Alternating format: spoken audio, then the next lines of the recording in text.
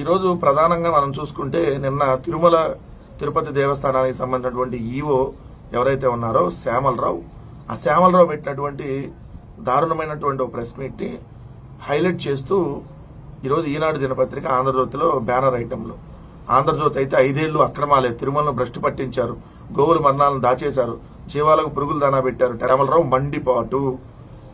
ఇది అదే ఈనాడు చూసుకుంటే ఈనాడు దినపత్రికలో వైకాపా హయాంలో గోమేధం, నాడు తిరుమల తిరుపతి దేవస్థానం గోశాల నిర్వహణ ఘోరం, ఎన్నో ఆవులు మరణించినా తొక్కిపెట్టారు. 2024 ఏప్రిల్ 3 మరణించిన లేగదోడ చిత్రాన్ని చూపుతున్న ఈవో శ్యామలరావు, సీఎం ఆదేశాలతో ప్రస్తుతం అనేక మార్పులు చేశాం.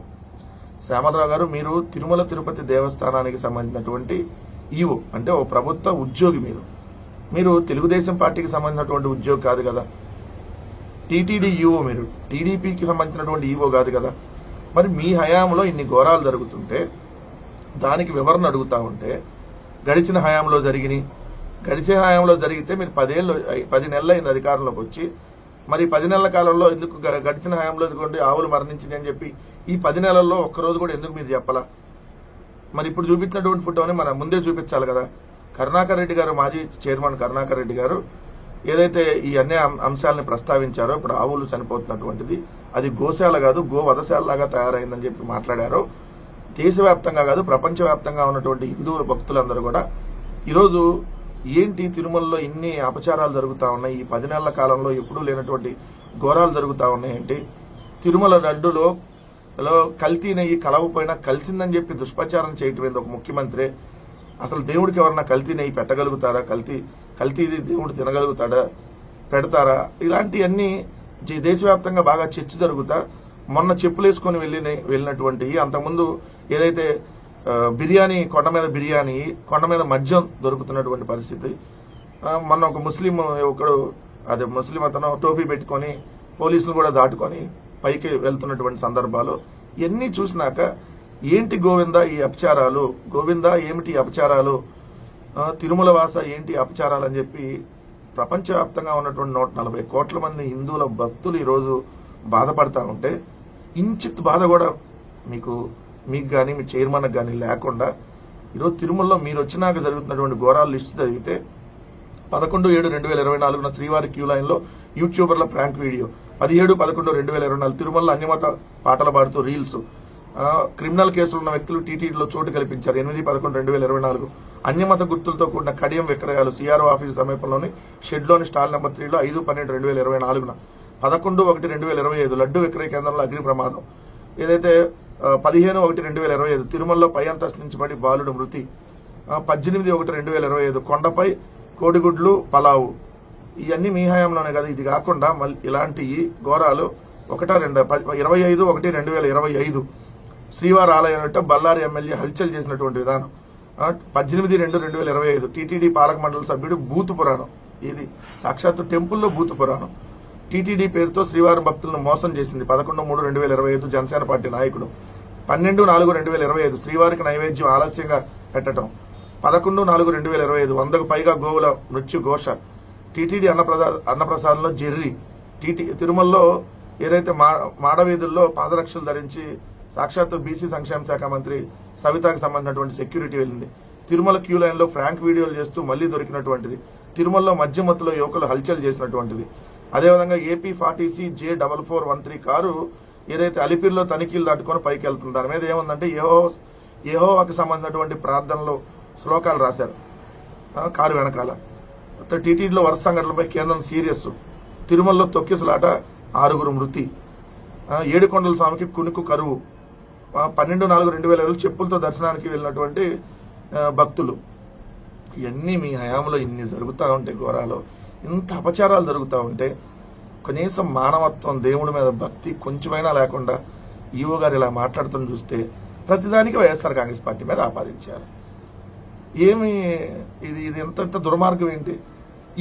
మీ హయాంలోనే కదా నేను ఇప్పుడు చదివినవన్నీ, మీ హయాంలో విత్ డేట్లో జరిగాయి. వీటికి కూడా వైఎస్ఆర్ కాంగ్రెస్ పార్టీ జనానికి పాపం.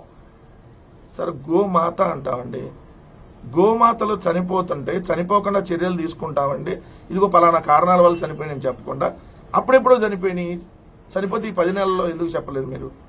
సో ప్రజానీకం కూడా గమనించండి.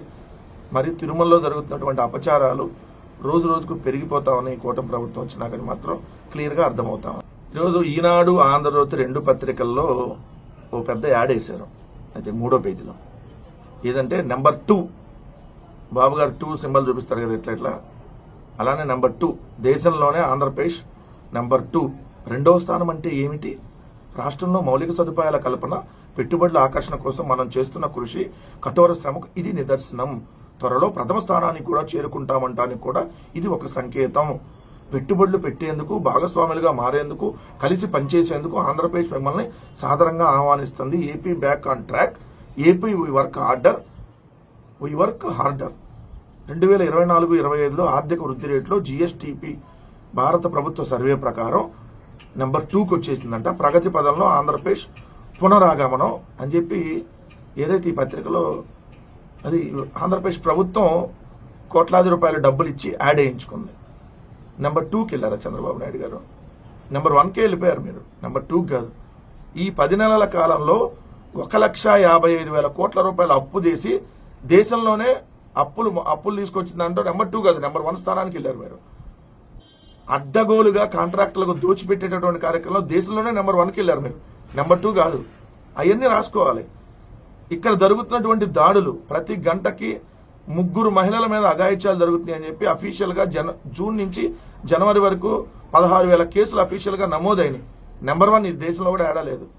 నెంబర్ 2 ఎందుకు ఎన్ని లిస్టు రాసి ఒక్కటంటే ఒక సంక్షేమ పథకం కూడా 10 నెలల కాలంలో ఇవ్వలేకుండా దేశంలోనే నెంబర్ 1 స్థాయిలో ఉన్నామని చెప్పి మీరు ఇంకొక యాడ్ అయ్యండి రేపు పొద్దున. ఏదైతే ఇక్కడ ఉన్నటువంటి కంపెనీల్ని తరిమేసిందంటో దేశంలోనే నెంబర్ 1 ఉన్నామని చెప్పి యాడ్ అయ్యింది.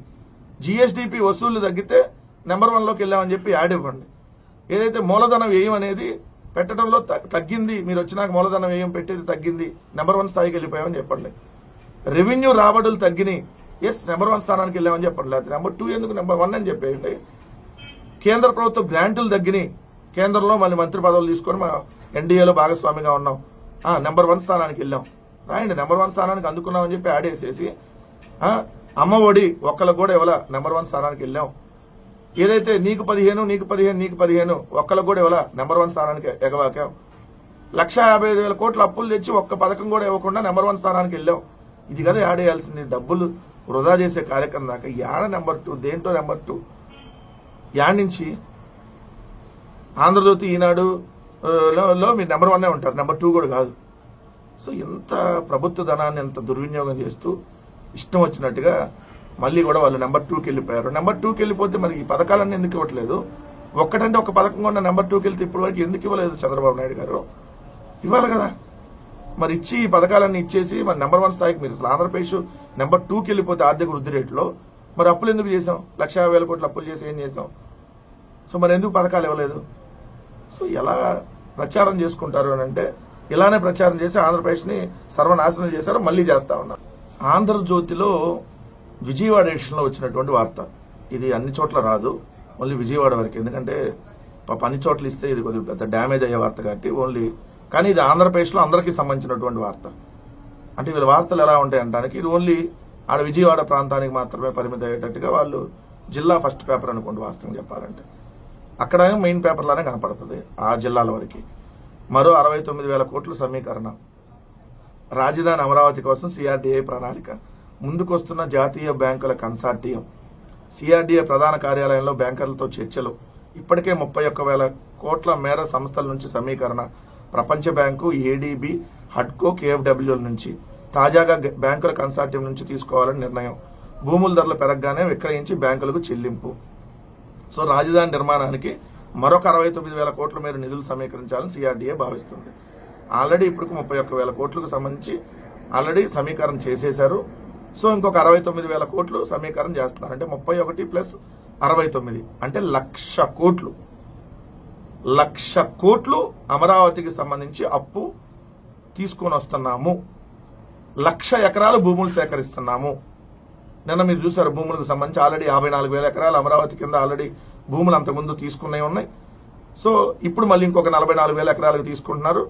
అంటే దాదాపుగా 1,00,000 ఎకరాలు, 1,00,000 ఎకరాలు 3 పంటలు పండేటటువంటి భూములు ప్లస్ 1,00,000 కోట్లు అప్పు. తీసుకుని వచ్చి అమరావతి నిర్మాణాన్ని చేపట్టబోతున్నాం. ఇది ఆ వార్త కథనం. దీంట్లో చూడండి, సమీకరణ అంట. అదే జగన్మోహన్ రెడ్డి గారు 1000 కోట్లు అప్పు తెస్తే అప్పుల కోసం ఎగబడ్డారు, అప్పుల కోసం ఆర్థిక మంత్రి అందరి చుట్టూ తిరుగుతున్నాడు, అసలు 1000 కోట్లు కూడా అప్పు పుట్టట్లేదా, అప్పులు రావట్లేదా, 1000 కోట్లు అప్పు ఎలా చేస్తారని రాశారు.